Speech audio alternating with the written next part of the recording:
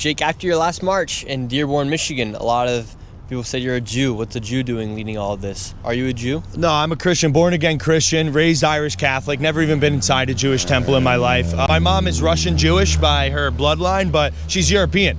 And what about the video of you at the Western Wall? So I was on a family vacation, similar to going to like Ireland. You kiss a Blarney Stone. You go to Israel and you kiss the Western Wall. It's it's a rite of passage when you're there. Nowadays, though, that was 10 years ago, over 10 years ago. Nowadays, it's seen as a symbol of fidelity towards Israel and towards this kind of shadow government that's seemingly overseeing America. So nowadays, if I were to go as a Christian influencer, right, as a conservative, I would never show that type of fidelity because the optics behind it have basically been completely perverted, and people are seeing it as some type of, you are now beholden to Mossad, you're now beholden to that. So, on a family vacation 10 years ago, it seemed like the thing that everybody was doing. You go into Jerusalem, as a Christian, even then I was a Christian, and you kiss the Wailing Wall, and you kind of show, this brotherhood between our forefathers, which so were you're Jews. Not a Jew hired by the Mossad to come here and create hate between Islam. No, that is reprehensible. After spending 4 years and 6 days in the DC jail being tortured for my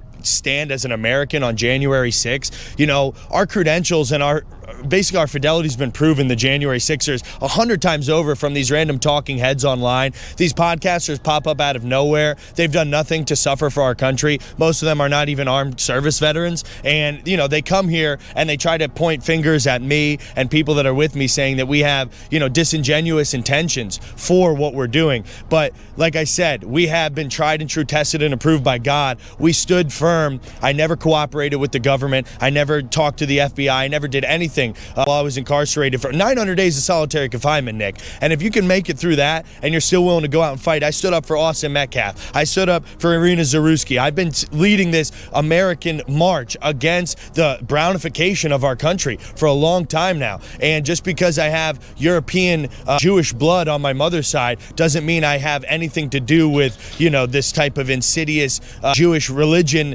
Talmudic, overlords that they're trying to point us out to. So I think it's reprehensible, and honestly, they don't have the credentials to point at me after my suffering, after what I've done for my country already, and point fingers and say I'm anything but less than a grade A patriot.